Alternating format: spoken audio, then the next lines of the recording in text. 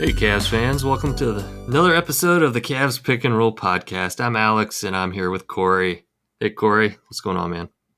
You know, in some sports, when the playoffs happen, players do like these playoff beards, right, where they don't shave Right. during the duration of the playoffs. You decided to shave your beard, which I haven't seen you in a long time.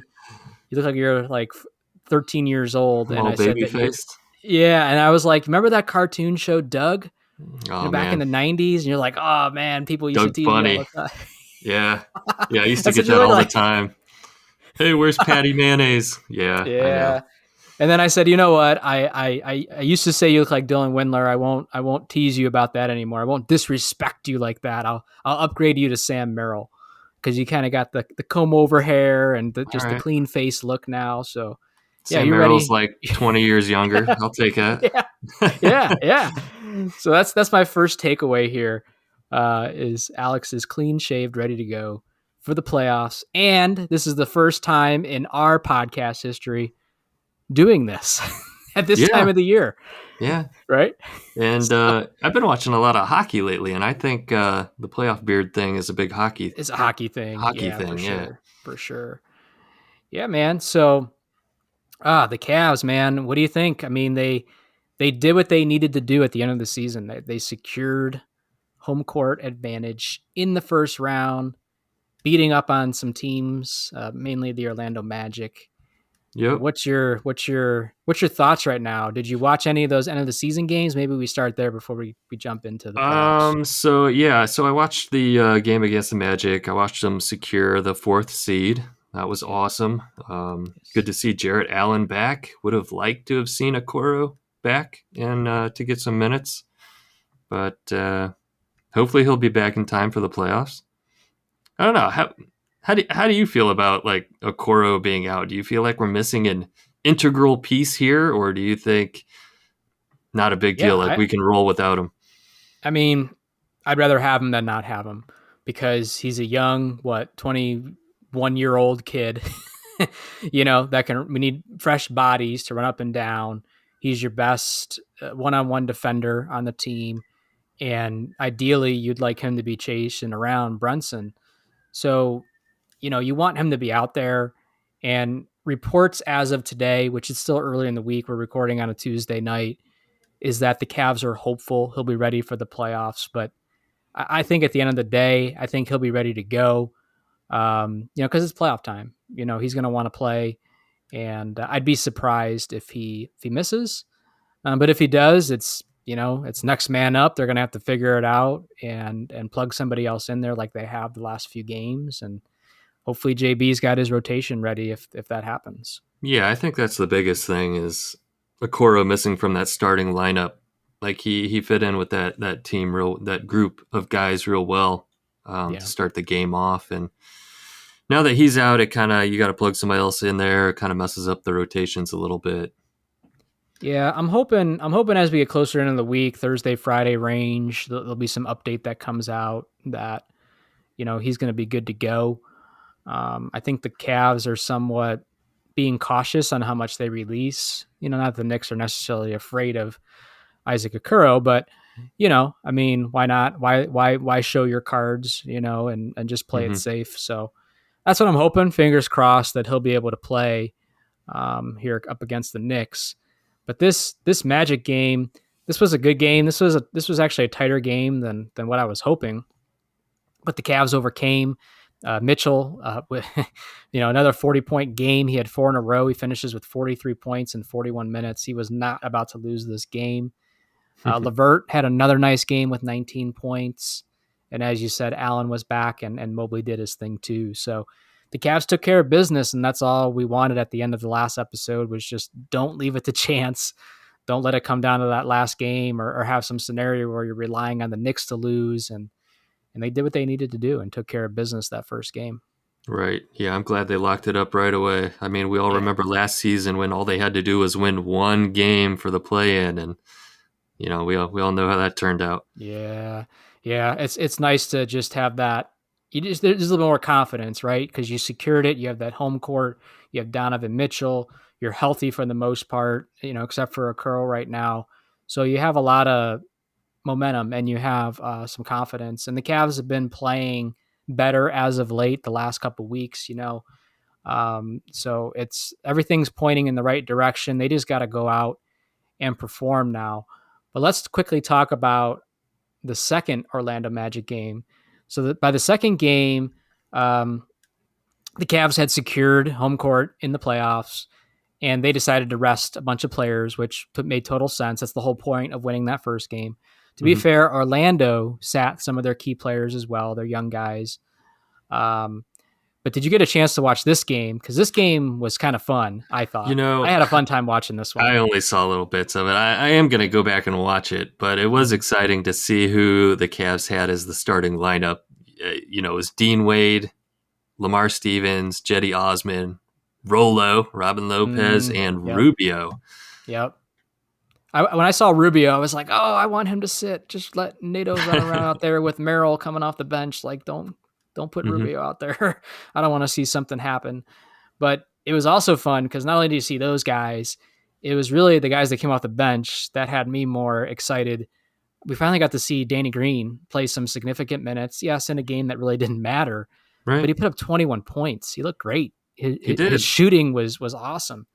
He looked great. I don't know if the Cavs will actually use him, in a rotational piece, but I can see Hmm. there being games or scenarios where he comes in for a certain stretch to try to give you some punch, some shooting, off It, the bench. and it wasn't just the shooting. 3 rebounds, 3 assists, Yeah, 3 steals, a block. he looked Just good. He looked good. doing He it looked all. solid. He looked Yeah. solid. And then not only did you get to see some throwback Danny Green, you got to see Mobley. No, not Evan Mobley, Isaiah Mobley kind of go off. I mean, 18 points. He was hustling. He hit a 3-pointer. He was just a madman out there. And he knew what time it was. It was his Mhm. time to kind of shine a little bit. Yeah. And he was impressive, I thought, as well. Very aggressive in the paint. He kind of controlled the paint when he was in there, I thought. Yeah, yeah. He just brought a lot of energy. And Diakite, I can never say his name. He played solid. And we got to see some Merrill minutes. Merrill was jacking up threes like a madman, only hit a couple. But that was kind of my first good look at him as well. So it was kind of like watching a charge game, but it was exciting because it actually worked.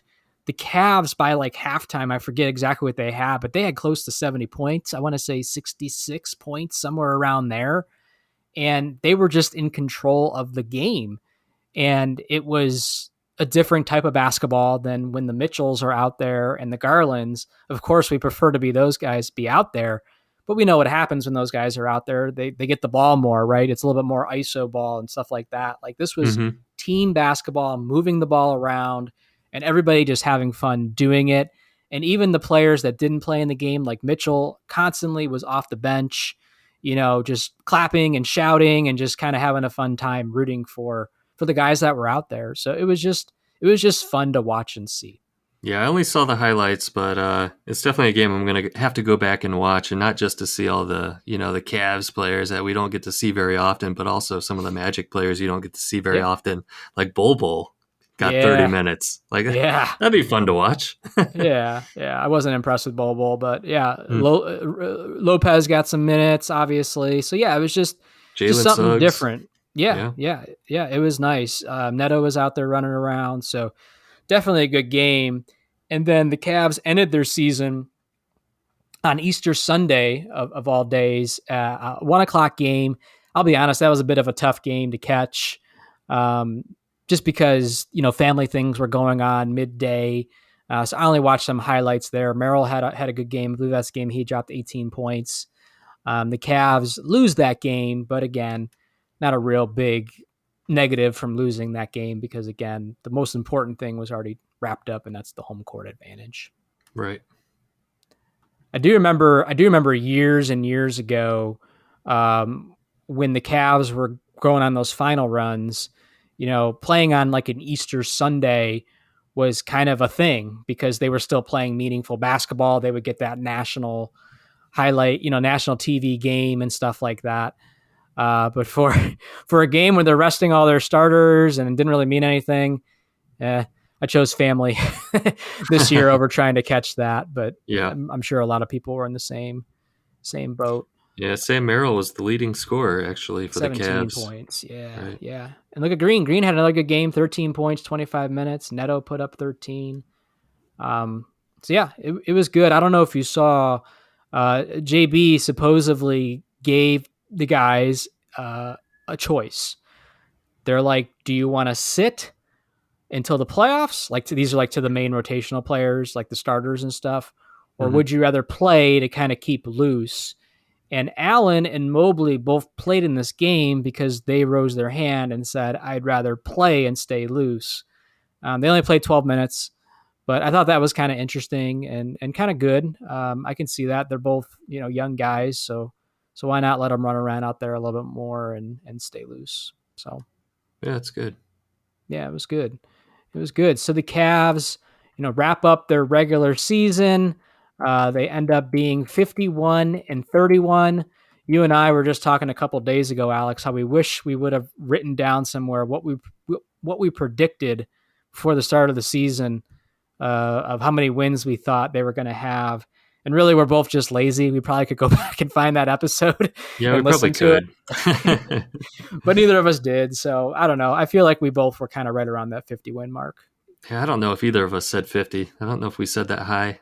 I think I I don't might have know. said 45, maybe. I I don't don't know. know. I don't know. But yeah, 51-31. That's a successful season. Finished at the 4th seed. And now the playoffs, Alex. Playoff game 1 this Saturday, 6 o'clock. Before we get to that, do you care at all about any of the play-in games that are going to be happening prior to that, which I'm assuming will be happening over the next several nights leading up to the weekend? Might I even be haven't one going on tonight. I think LeBron plays tonight. I I haven't thought I been saw paying somewhere. attention to which teams that would even be. Yeah. Um, do you know offhand who is trying? Not offhand. I did see. I think it's the I should be able to look Timberwolves at and the standings. Lakers.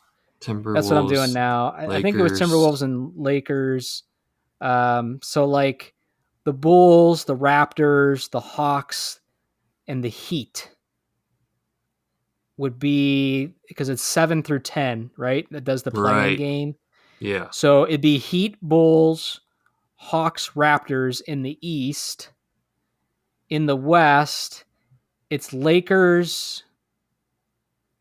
They said Lakers, Timberwolves, but Lakers is 7 and Timberwolves is 8. Unless I have it wrong, unless it's 7 and 8 and 9 and 10, but that doesn't make sense.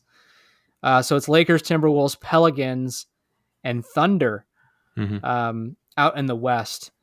And I don't really care. I do find it kind of interesting that the Mavericks missed the play-in game. After they got Kyrie, they kind of just fell off the radar. They're actually not even going to be in the play-in game, which is pretty shocking in my opinion. But yeah, I don't think I'm too concerned about any of the play-in games either. I'm just glad we're not in that scenario because we were there a year ago and that didn't end the way we wanted it. Yeah, exactly. I mean, we're locked in against the Knicks. That's all I'm worried about. Yeah, yeah, totally. So let's go there. Game 1 is this coming Saturday, 6 o'clock at night. What do you think about that start time? I thought that was kind That's, of a weird time. yeah, it is kind of a weird time. It's awfully early. Yeah, I don't get why it wouldn't have been more of a prime time. I guess like there's probably a game on after that, right? On whatever it's being aired on, which I don't even know, TNT or whatever it is. And they probably got that more prime time slot, right? That 8:30, 9 o'clock start or whatever it's going to be. Um, you know, so it is what it is, but it's in Cleveland. I looked up tickets actually, Alex. Not I mean, you can go. Two people can go for under $400. You're not going to have the best tickets in the Oof. world, but it's doable, and I'm sure they're selling out fast. You going to entertain trying to get to a playoff game at all during this stretch? I've been thinking about it. I don't know Yeah, if I will or not. $200 a ticket. Uh, and that's just to see the yeah, Knicks. yeah, that's tough. Yeah, yeah, it is. It is. Um, so what is your thoughts going into this series against the Knicks? What are you concerned about, if anything? What are you confident about, if anything? Do you have any ultimate prediction of how this series is going to go? So I think I don't know that I'm as worried about Julius Randle as much as I'm worried about Brunson killing us, Mm-hmm. because it seems like we've struggled against Brunson.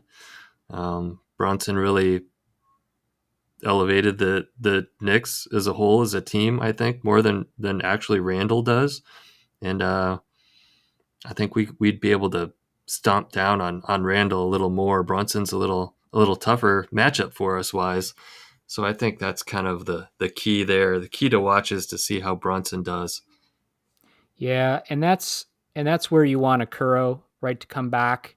But also, how is he going to look when he comes back? He didn't get to play any games for the end of the season started, so that's a tough first assignment to have to chase Brunson around. And hopefully, if he does come back, he'll be 100%, be able to just nag him, right? You're not going to stop him. I kind of view Brunson like I view Mitchell. They're both going to get theirs. So in a way, they cancel each other out. Okay, don't let Brunson go off for 48 and get career highs like you did, the last time we played them just a couple weeks ago. But he's going to get his 25 to 30 points most likely every game because that's just the way he's been playing this year, right? Mm-hmm. He's been a standout performer for the Knicks. But guess what? We have a guy on our side that's going to do that as well, and Donovan Mitchell. So to me, I go the next layer down. Who else is going to kind of offset? And Randall, to me, feels like that X factor. I still go back to that game a little bit more in the middle of the season. Maybe it was after the All-Star break where Randall just killed us, hit a bunch of three-pointers. It was just, I remember coming on this podcast and just being like, we made him look like a Hall of Famer. You can't let that happen. Let him get his 15 and 10, but don't let him get 30 and 18 or something like that. Like you can't let him go off. And on the flip side of things, you need the Darius Garlands to go off. You need the Mobleys to have consistent, 15 and 10 games. You need Jared Allen to get his double doubles. Mitchell Robinson is a high energy guy. Like I call him their Jared Allen, very athletic. He's going to get a double double as well. So it's just, you start stacking up the rosters and I'm sitting there crossing names off and it's like, okay, which one's going to be left to where we still feel we have the leverage when it comes down to like the Rubios, the Leverts versus the Quickleys and, some of the other bench guys. That's where I feel we ultimately will have the advantage as long as players perform like they have been. If Chetty comes off the bench, runs around like a madman, and gets you some high energy and points like he's capable of doing, that's going to make it much easier. If we get the Chetty version that's throwing up air balls or the Levert version that's playing iso ball, taking bad fadeaway jumpers, that can hurt us potentially. So it just comes down to, you know, um, trying to limit the guys at the top of the roster for the Knicks as much as you can. And then as you go down that roster, everybody just doing what they need to do and just playing their brand of basketball. And we are a deeper team and have the home court advantage. So I would say the favor is on us.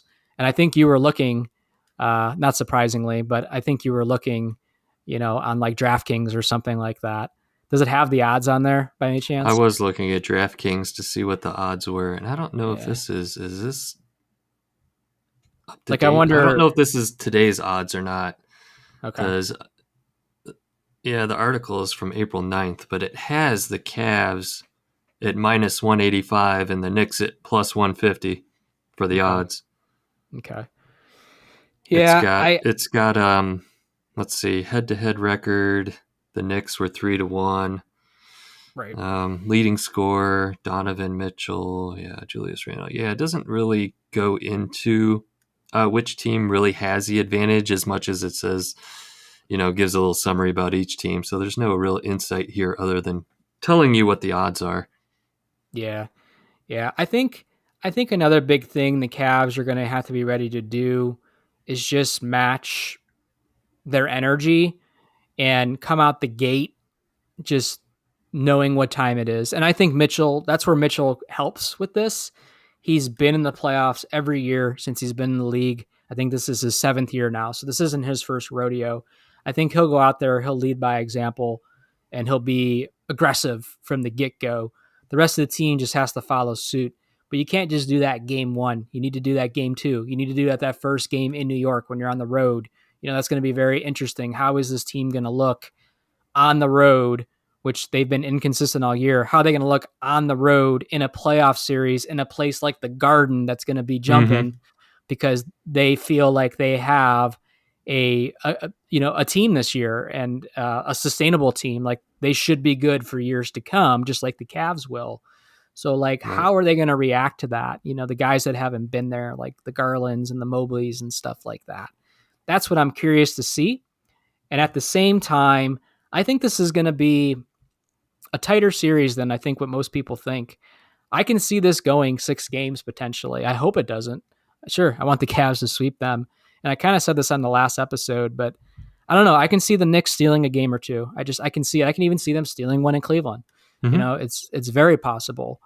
They are a talented team, and they match up well with the Cavs. And the Cavs just have to be ready. You know, um, just come out with that energy. The Hartensteins and the Right. Brunsons, and I mean the Mitchells. They got some high energy guys over there, and you got to be ready to match that. Right. I think it's going to come down to the Cavs defense. If the Cavs are going to come out and play that solid lockdown defense, that top ranked NBA defense they've been playing all season, or they just got to slow the Knicks down. The Knicks have been their offensive powerhouse. That's been their bread and butter, is to speed up the game. And the Cavs play a slow half court game. They slow it Yeah. down. They play defense. So it's going to be quite the clash. I did hear, I don't remember what game it was, but I did hear that like the Cavs have one of the slowest rated offenses in the NBA. And, I'm not saying they need to play a different style of basketball, continue to play your style, but I agree. It comes down to their defense because if they play like that number one rated defense that they have basically been at all year long, defense turns to offense, make the life miserable for the Knicks. If Brunson tries to go down low, you have Allen and Mobley waiting for him. And, you got to stay out of foul trouble and things like that. I know everybody's going to want to be aggressive. They're going to be pumped up. Want to make sure you don't get in foul trouble and have to be in a scenario where Rolo has to play 25 minutes or something like that in a playoff game. I think we'd be in trouble then. But I'll be interesting to see if, again, what JB's rotation looks like. And if any of those guys that kind of got to play those last couple minutes, like get a chance.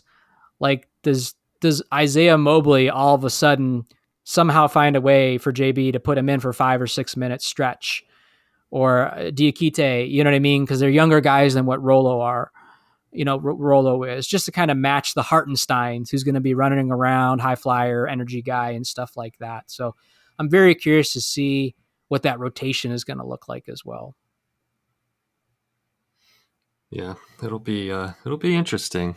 I mean, I'm just scrolling through, looking, and I'm just seeing who's picking the Cavs, who's picking the Knicks, and I'm seeing a lot of Cavs in 5, Cavs in 6.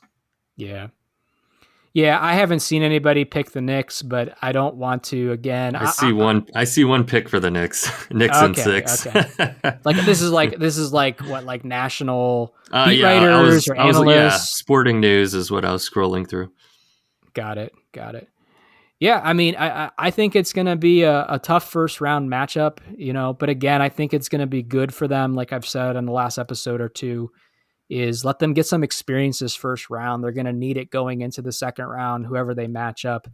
They're going to have to elevate their game even more for that second round if they get there.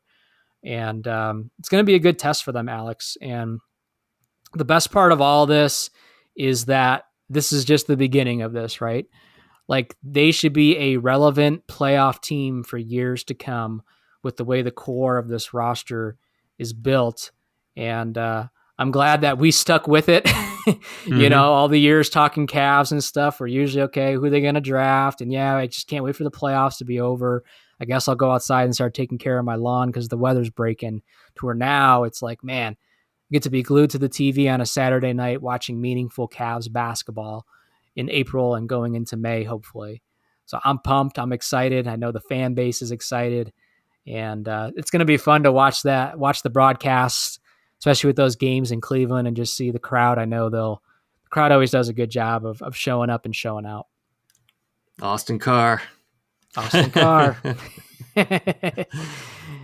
Yeah, so we just wanted to do kind of a quick episode, Alex, just kind of playoff preview in between the season ending and the playoffs. We'll probably do another episode here maybe after the first 2 home games, and give some reactions there. But is there anything else that you wanted to bring up at this point?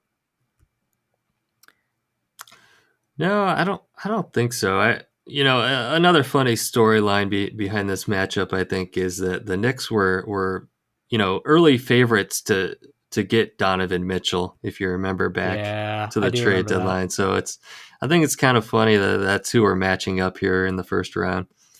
Yeah, and secretly, he would never say this publicly, but if he had to choose between the two, part of me wonders if he would have chose New York. Not because they have a better built roster, but just because of the market, right? So it is kind of funny how that worked out and how that's the first round matchup.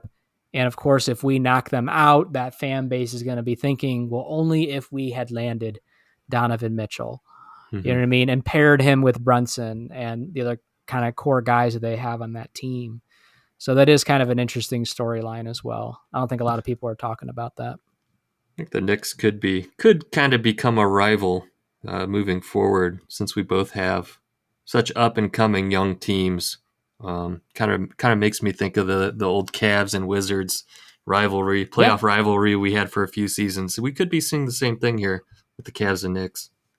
Yeah, totally. I can see the Knicks being a team that will be aggressive this offseason. I have no idea what their cap situation looks like, but I can see them trying to bring in another piece in the offseason to kind of make, that big 3 between Brunson, Randall, and whoever else they bring in. And yeah, they're going to be a team that's going to be a solid playoff team for years to come, just like the Cavs are going to be. So I think you're right. This probably won't be the first or the last time that we'll see, the Knicks in a playoff series. And yeah, I'm all about it, man, because I miss those Cavs Wizards playoff runs. I miss those Cavs Hawks, because it was the Hawks for a few years where we kept knocking them out. Yeah. We had Detroit. We had to get over the hump with Detroit. You know what I mean? So this is what it's all about. Playoff meaningful basketball is back, and loving it. Can't wait. Can't wait. It's exciting. The last thing I'll say, maybe this is how we go out on a positive note. Not really, but hey, it's just fun to talk about. I did win, and I did tell you this, Alex. I did win the 1990 NBA championship and NBA 2K23 using the My NBA eras, back-to-back champions. Just in time. I wanted to do it before the playoffs started so I can just not be distracted and get that out of the way. But Kevin Johnson, Dan Marley, Larry Nance, Craig Elo, just a fun team that I put together, and they won the championship. And hey, who knows? Maybe the Cavs will be doing the same here. What a roster. And I told you this, I added Sean Kemp and Mark Price in the offseason. I had to let go of a couple guys, but I added Price, I added Sean Kemp, 1991 Sean Kemp. This isn't 1998, 99 Sean Kemp. This is 1990 Sean Team Kemp. Team stacked. Yeah, stacked. I'm ready to go. I just got to find a way to get Bill Laimbeer, and I'm good, Alex. I got a dynasty. Kemp in the middle, Price on the perimeter. Wow. Yeah. Thunder Dan. Oh, man. Yeah. It's fun. So, well, there it is, Cavs fans. Wanted to check in real quick, do a quick playoff preview. And Alex, you want to let them know where they can follow us and connect with us?